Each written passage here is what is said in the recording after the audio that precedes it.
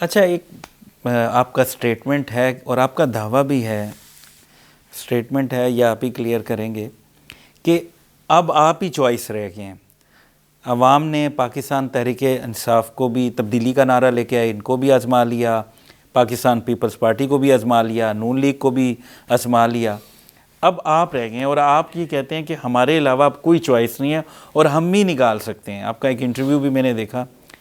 تو پبلک میں بہت سے پروگرام کرتا ہوں، پبلک میں آپ اس طرح جیسے باقی دیگر جماعتیں فیمس ہیں، آپ کی جماعت نہیں ہے. اس کی کیا وجہ ہے؟ لوگ یہ کیوں نہیں سمجھتے کہ آپ چوائس ہیں؟ 75 سالوں سے یہاں جو سیاست ہے نا وہ جاگیرداروں کے ہاتھ میں ہے. جماعت اسلامی جاگیرداروں کی پارٹی نہیں ہے، یہ عام لوگوں کی پارٹی ہے.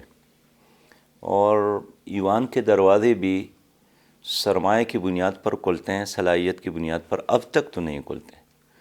البتہ ہماری خواہش ہے، ہماری کوشش ہے کہ غریب کے لیے، باصلاحیت لوگوں کے لیے یہ دروازے کھل جائے، قوم کی خدمت کرے. ایک بات. جی جی. دوسرا یہ کہ جب ہم کہتے ہیں نا کہ ہم چوائس ہے تو اس سے مطلب میری اپنی ذات نہیں ہے، آپ کی جماعت ہے. اس سے میرا مطلب ہے وہ نظام جو اسلامی نظام کی صورت میں موجود ہے. اسی میں عدالتی نظام ہے جہاں عدل اور انصاف کی یقینی ضمانت ہے. اس میں ایک معاشی نظام ہے جس میں طبقاتی تقسیم اور استحصال نہیں ہے. اس میں برابری کی بنیاد پر معاملات ہے. یعنی ہمارے ذہن میں ہم سمجھتے ہیں کہ ہم معاشی ترقی سودی نظام کے ہوتے تو نہیں کر سکتے. اگر اس کے ساتھ ممکن ہوتا تو 75 سال تو ہم نے یہ نظام آزمایا. اب بھی آپ کے ملک میں 1939 کا وہ چلتا ہے، ربا ایکٹ چلتا ہے. حالانکہ آزادی کے کتنے سال ہو گئے، یہ 2023 اب چل رہا ہے.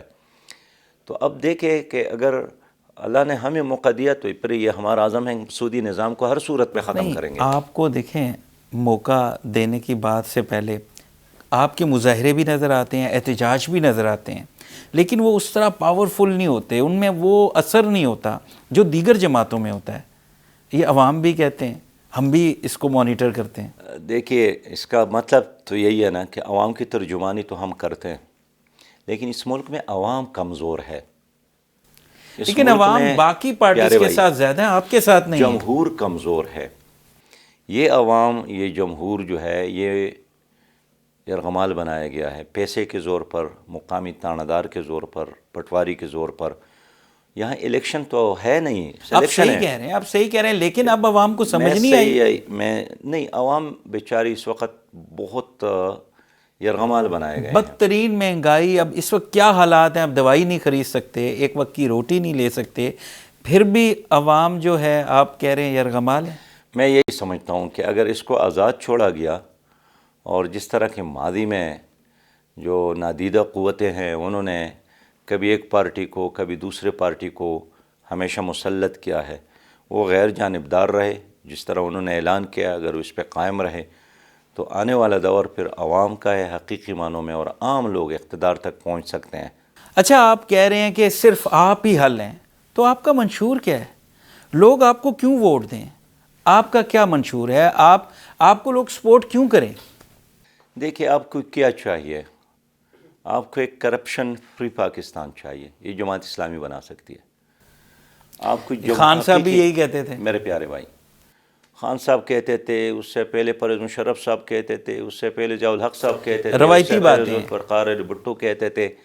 لیکن جماعت اسلامی تو ایک خود کرپشن فری جماعت ہے نا، یہ تو آپ مانتے ہیں. لیکن کیونکہ آپ اقتدار میں بھی تو نہیں آئے نا، ابھی وفاق میں آپ نہیں ہیں، آپ صوبائی. یہ آپ کی علم کی کمی ہے، ہم اقتدار میں آئے ہیں. آپ صوبائی حکومتوں میں آئے ہیں. صوبائی حکومتوں میں رہا ہوں. بالکل مجھے بتایا صوبائی حکومتوں میں آپ رہے ہیں، لیکن وفاق میں کبھی نہیں آئے. تو وہاں بھی الحمدللہ جماعت اسلامی کہ کسی صوبائی منسٹر پر، کسی سینیٹر پر، کسی MNA پر، کسی میئر کراچی پر اگر کرپشن کا کوئی دبا نہیں ہے تو کل اگر میرے پارٹی کا آدمی وزیر اعظم بھی بن جائے، صدر بھی بن جائے اور ہماری حکومت بھی بن جائے، اسی طرح کلین رہیں گے.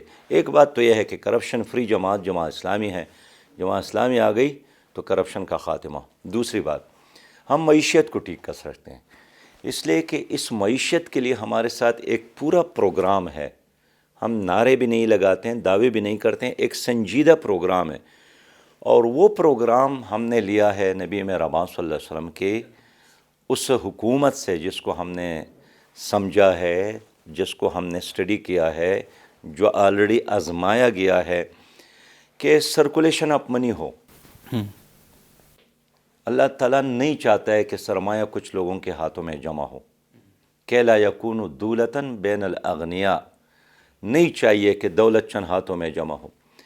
اس کا نظام اللہ تعالیٰ نے پھر زکوٰۃ بنایا ہے، عشر بنایا ہے، جبکہ اس وقت پوری سسٹم، پورا نظام جو ہے وہ سودی نظام پر ہے۔ جماعت اسلامی کو موقع ملے تو ہم سودی نظام کو ختم اچھا، آپ کو موقع ملے تو کیا آپ بھی آئی ایم ایف کے پاس جائیں گے؟ سب سے پہلے تو ہمیں یہ بتائیں، کیونکہ آئی ایم ایف کے پاس جب بھی گئے ہیں، غریب آدمی کے اوپر ایسی شرائط انہوں نے مہنگائی کی لگائی، جو ویسے ہی وینٹیلیٹر پہ ہے، ویسے ہی مر رہا ہے، اس کا برا حال ہے، تو کیا آپ بھی یہی کریں گے؟ دیکھیے، ہمارا پلان یہی ہے کہ ایک تو دنیا کے ساتھ تجارت کرنا، تعلقات رکھنا برابری کی بنیاد پر، عزت کے ساتھ، اسلام دین ہمیں منع نہیں کرتا ہے، ایک تو یہ۔ دوسرا، آئی ایم ایف کا آپ نے اسپیسیفک پوچھا تو 22 بار تو ہم نے ان سے قرضے لیے ہیں، لیکن ان کی مثال نشہ کی طرح ہے، جتنا آپ لیں گے اتنا ہی نشے میں اضافہ ہوگا، لیکن آپ کی معاشی حالت بہتر نہیں ہوگی۔ مجھے خود ورلڈ بینک کے نائب صدر آئی تھی ادھر، میکومی شمیزی، میں ان دنوں خیبر پختونخوا کا فائنانس منسٹر تھا، انہوں نے بالکل ایک مثال سے ہمیں سمجھایا، ہم بہت سارے اور لوگ بیٹھے تھے، کہ ایک گدھا گاڑی کا مالک جو ہے وہ گدھے کو دوست نہیں بناتا، اسی طرح ورلڈ بینک کا آئی ایم ایف کسی قوم ملک کو دوست نہیں بناتا ہے، اتنا ہی کہلاتا ہے کہ وہ گدھا زندہ رہے اور اس کی گاڑی کو کھینچتے رہے۔ اس لیے اگر 23 بار آئی ایم ایف سے قرضہ لینے کے باوجود بھی آپ دنیا کے غریب ترین ممالک میں شامل ہو گئے اور جنوبی ایشیا کے کمزور ترین ممالک میں شامل ہو گئے، تو جماعت اسلامی چاہتی ہے کہ ہم قرضے نہیں لیں گے، ہم قرضہ دینے والے بنیں گے، ہمارے ساتھ ایک سسٹم موجود ہے۔ اب دیکھیں، آسان الفاظ میں سمجھا دوں کہ 31 لاکھ لوگ اب انکم ٹیکس دیتے ہیں حکومت کو، لیکن اگر اسلام کا معاشی نظام ہم نے اپنایا تو آپ کو 7.25 کروڑ لوگ 2.5% زکوٰۃ دیں گے۔ تو اپنے عوام سے 42 اقسام کے ٹیکسز لینے کی بجائے یہ اچھا نہیں ہے کہ جو اللہ نے حکم دیا ہے اس کے مطابق اس کے ساتھ بیہیو کر لے۔ اسی طرح زکوٰۃ کے علاوہ اللہ کا نظام ہے عشر کا، کہ زمین کا جو پیداوار ہے اس میں عشر آپ نے بیت المال میں جمع کرنا ہے، اتنا غلہ آئے گا کہ غریب لینے کے لیے بھی نہیں ملے گا۔ تیسری بات یہ ہے کہ ہم چاہتے ہیں کہ جو زمین کا پیداوار ہے اس میں کارکن کو شریک کیا جائے، کاشتکار کو، جو کارخانے کا منافع ہے اس میں مزدور کو شریک کیا جائے، جو اداروں کے منافع ہیں اس میں بھی کارکنان کو شریک کیا جائے، اس لیے کہ جب آپ نے اس کو اونرشپ دے دی، وہ کام چوری نہیں کرے گا، وہ ہڑتال بھی نہیں کرے گا، وہ گراؤ جلاؤ کی بجائے آپ کے ایک کیل کی بھی حفاظت کرے گا، کہ اس میں سے اگر 99% یہ مالک کا ہے تو 1% تو میرا بھی ہے۔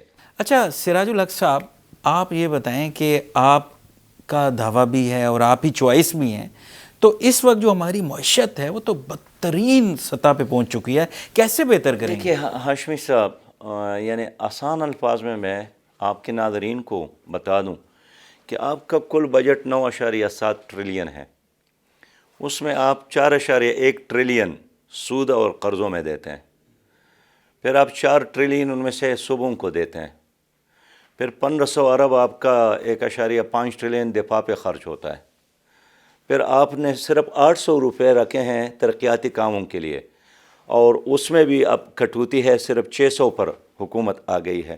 آپ مجھے بتائیں، آپ عام آدمی پر کیا خرچ کریں گے؟ آپ کا تو سارا پیسہ ختم ہو گیا، ختم ہو گیا۔ اب پھر آپ کے 1.5 ادارے ہیں، میں بہت اختصار کے ساتھ، ٹائم کی کمی ہے، اس وقت بھی آپ کا سٹل مل کراچی کا روزانہ، سال کی بات میں نہیں کرتا ہوں، 37 کروڑ روپے خسارہ میں جاتا ہے روزانہ۔ آپ کا ریلوے روزانہ 14 کروڑ روپے خسارے میں جاتا ہے۔ آپ کا جو پی آئی اے ہے ہر گھنٹے میں 1 کروڑ روپیہ خسارے میں، ہر گھنٹے میں۔ اب مجھے بتائیں کہ یہ ہماری حکومتیں ہیں کہ ہر سال ان اداروں کے لیے 450 ارب سے زیادہ پیسہ تو رکھتا ہے، لیکن یہ حل نہیں کرتا ہے کہ یہ کیوں خسارے میں یہ جا رہے ہیں۔ ہمارا ایک ٹیکسی ڈرائیور، ایک ٹرک ڈرائیور اپنے ٹرک اور ٹیکسی کے ذریعے پورا خاندان چلاتا ہے، اور یہ ریلوے کو نہیں چلاتے، پی آئی اے کو نہیں چلاتے۔ عوام ہمیں یہ بھی تو کہتے ہیں کہ ہمارے جو قومی خزانے ہیں وہ خسارے میں ہیں، اور ان کے اپنے جو بزنس ہیں وہ اوپر جا رہے ہیں۔ اب اگر ہمیں حکومت ملتی ہے، عوام اعتماد کرے ہم پر، ہم وی آئی پی کلچر ختم کریں گے، ہم غیر ترقیاتی اخراجات ختم کریں گے۔ میں ایک مثال دیتا ہوں، آپ کا ایک گورنر 800 کنال گھر میں رہتا ہے، کیوں؟ یہ مغل بادشاہ ہے۔